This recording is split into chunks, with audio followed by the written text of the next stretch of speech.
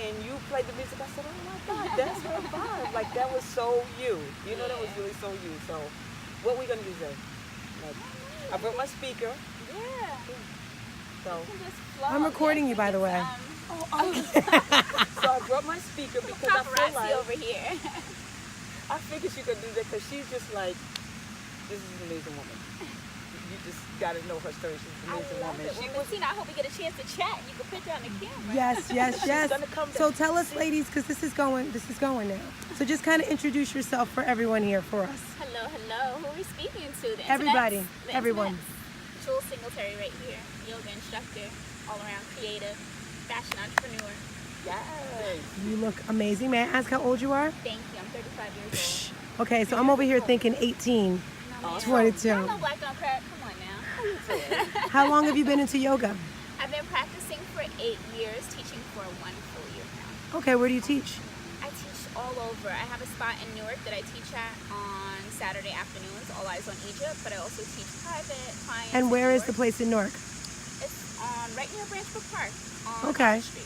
This is going to be like a real interview because a lot of, and I'm just speaking for myself, I might sound naive, I might sound stupid, but I recently taken a few yoga classes, but a lot of people think, black people don't do that. And I was on someone's page today and she had like a bunch of yogis that she was with. So you guys really inspire me because I know dancers have great bodies, but besides dancers, you got to get up for the yogis. Their bodies are sick. Like amazing. And what about you? Tell us about you. Well, my name is Cindy. My brand is Share Care Fit. Pretty much, I started doing yoga like 6 years ago. I started doing yoga because, and this is the best thing about yoga, it helps you deal with a lot of things, physically, mentally, emotionally. So I'm gonna share my story, which is what I do. Okay, so 8 years ago, my mom passed away. Did I tell you about that? Sorry to so hear my that. mom passed away 8 years ago. I got to a point where, and I know that I had my husband, my kids, my family, but I felt like there was nothing left for me. You understand what I'm saying to you? I felt like there was no need to go on. My mother was my world. She's been through a lot, and my strength came from her. So when everything was said and done after we pretty much laid her to rest, I didn't want to go on anymore. It was like, how am I gonna live without her? There's no reason. My mother's been through so much, and I felt like, let's see, she's invincible. Nothing can happen to her. So I had to do something. Was it a sudden death or did she suffer? Actually, she had congestive heart failure. But mind you, it's one of those things that was not known. I discovered what was wrong with her. If I hadn't discovered it, it would have been a different story. Oh my goodness. So what happened was, once it was said and done, and I was home alone, I was like, I can't do this anymore. I don't want to do it anymore. Not without my mom, and my husband, my daughter, my son, my kid, my family, And I felt like I don't want to do it anymore. So, of course, I sat down, be still. I'm very spiritual, be still. I prayed, I prayed, I prayed, I cried, I prayed, I cried, I prayed every day. Used to cry in the shower, cry at work, cry, cry, cry. And I said, I can't do this. I have so much to go on. And I started taking yoga in a gym. And I felt like, you know what, let me just go flow with it. And then I found out I liked it because growing up I was a tomboy. I did like climb trees. If you see my page, it's like crazy. So I felt like, let me just go with this. Then I remember in my membership I had all these other classes, so I taking all these other classes. People kept saying, you need to teach, you need to teach, you need to share what you have. So that's what happened. I kind of took it to another level. And I decided to do, rather than yoga, I decided to do a certified advanced group fitness because it allows you to teach the basics. Pilates, yoga, step, aerobics. And so I blended all into one. That's where Share Care Fit came from. Beautiful. I saw And it. my Can you tell us what Share classes- Care Fit is? I'm sorry? Share Care Fit, can you tell us what? Share Care Fit is pretty much a workout for the mind, body's freestyle fitness. I don't plan anything. My workout just comes off the top of my head. Beautiful. Depends on my crowd, every level. I pay attention, I critique. So I got a motivational warm-up playlist that matches with each one. Then I have 20 minutes of core and strength. That's my focus, core and strength, because you know, as a yogi, your balance poses is the best. Then it's 20 minutes of yoga-based stretch and 20 minutes of sharing and meditation. So at the end of the cool down, we get to share. Like we sit here and we talk, And you don't know how therapeutic this can be for people. You don't know what people are going through. I find people come to me all the time and just let go. And I felt like people say, you know, you have a humble heart, do something with it. So that's how Share Care Fit was invented. And I teach at the Afro-Brazilian Cultural Center in Bloomfield, right next to IHOP. It's from 9:45 a.m. to 11 a.m. every Tuesday. So I want to branch out. I want to, like yourself, you travel all over, you teach. Yeah. So I want to do private, you know, I want to go and do a little bit of everything. But right now, I'm just starting out with this. And then I want to change it, you know, do for seniors, do this, do that, you know. So pretty much that's how that worked out, you know. So Love yeah. it. So how Now, was- can you ladies share with us, for those people out there who've never taken yoga or think it's hard or it's boring? Because I get that. That's how I felt when I first got. I was like, I cannot keep still. That is I boring. get that so much. Share. You want to take that? Yeah, I would say there's so many different styles of yoga that you probably just haven't found the right style for you. There's styles that are a bit faster, a bit more athletic, that you will work out and you'll sweat. There's other styles that are a bit more meditative, relaxing. You want to take a nap on your mat. It's my favorite. Okay. And it's also different style instructors. You can have two different instructors teach the same exact sequence and you'll get a totally Yes. different vibe from them based on their Exactly. energy and what they bring to the class. So Exactly. I'd say keep trying yoga until you find something that works for you, because I do believe that yoga is for everybody. Literally, Yeah. everybody. And you know, what would you say is the hardest pose in yoga? Oh, I don't know. It's, you know, it all depends on strength. I think you can do every single pose if you're strong enough to do it.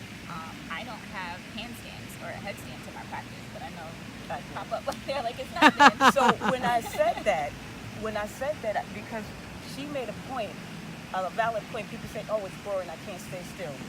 When I say the hardest pose, I don't mean physically, I mean the hardest pose in general. And within your practice, wherever you are is where you should be in the present moment. Flexibility comes with time. The hardest pose is Shavasana. Yep, I was gonna say that. For me, it's keeping still. You know Yeah. why? Because the world we live in, we just go, go, go, go, go.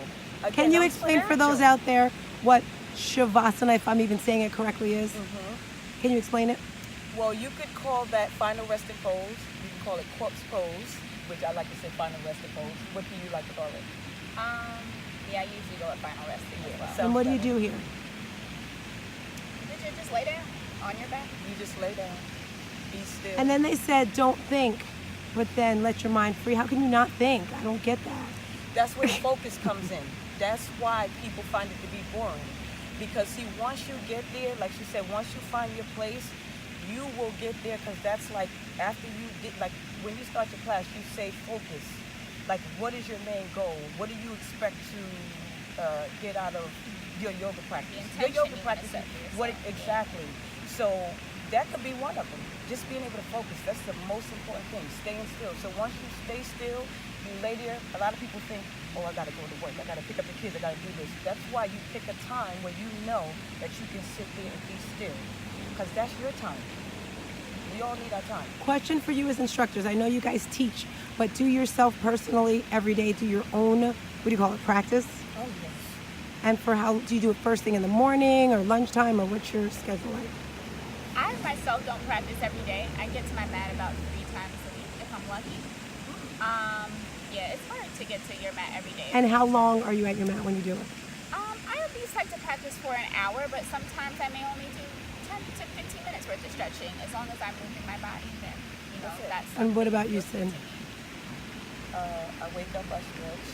If I'm cooking, I stretch. I find the pose for everything. I stop dropping yoga. I'm one of those Stop people. dropping yoga. I'll go to New York, right in the middle of Times Square, and I'll do a headstand, and you've seen it on my page. So at some point, I stretch everything. Stretching is important. Yes, it is. Yes, it is. Because you know what? Being in the medical field, which is what I am, if you don't stretch, like we say, if you don't use it, you lose it.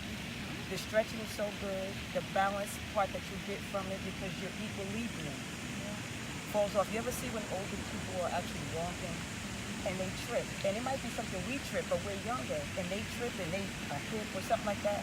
It's because their equilibrium is off. So the balance is so important for you to stretch, for you to loosen up the muscles, get the juices flowing. You have to stretch. Even if you don't like it, you gotta stretch, because that's the best thing for you. what is the first thing you do when you wake up? But when you move around, you stretching, because I sleep in the fetal position. So when I wake up, it's like, so my whole thing is, She's it's just such a on the brain. waitress. It's just on the brain, like literally on the brain, So that's how I feel about it. Yeah. Well, thank you guys so much. Is there anything else you'd like to add with yoga or fitness or, I know I like to say this sometimes, like being an African American that does yoga. You want to share anything special to your heart? Anything that you've seen while teaching? Any special stories that you've gotten from people? Well, let me say this, and I'll be brief. When I take it to the gym, because I yoga everywhere, I had this one young lady, she said to me, "Oh, you do yoga now, mind you?" I said to her, yes, I'm a Christian, I go to church, and that's the biggest thing, too, amongst our people. Oh, the Hinduism, where it started from, where it started out. So I let people know when I practice, it's for me, it's the stretch. The young lady said to me, no, I go to church, you're not supposed to do that. I said, let me tell you something, it's in the gym, so you're gonna learn just to stretch. They know their limit. She took the class that one day. You can't stop her from coming. She said, I'm so glad that I took it. She said, because it does so much for me. Yeah. And massages, a lot of people don't go for them anymore because they stretch. The tension is relieved. Believe it or not, once you start to practice, it's the best thing. And my advice is, do something different each and every day. Make a difference and make it count. That's my advice. And tell your name again and where they can find you. I'm Cindy. I'm known as Share Care Fit. My Instagram page is Share Care Fit, just like it sounds, no space. And I'm at the Afro-Brazilian Cultural Center in Bloomfield on Tuesdays from 9:45 to 11 a.m. And I would share, I'm actually trained in a style of yoga called Kemetic Yoga. And it was founded based on the hieroglyphics on the pyramids in ancient Egypt. So for us, don't think that yoga was not made for us. We actually started yoga. And our ancestors, they lived their life in alignment with their higher power, with their body alignment, mental, spiritual, physical. That was everything that they did, reverted back to that, and we learned so much by the images on the hieroglyphics, and that actually is yoga. So don't think that it's not for us. We actually started it. You learn something new every day. Yeah, right. Yeah. Ladies, thank you again so much. And if you don't mind, I'd love to put this on my YouTube channel, give it to you, because so many people need this information. Thank you. So, thank you. Namaste.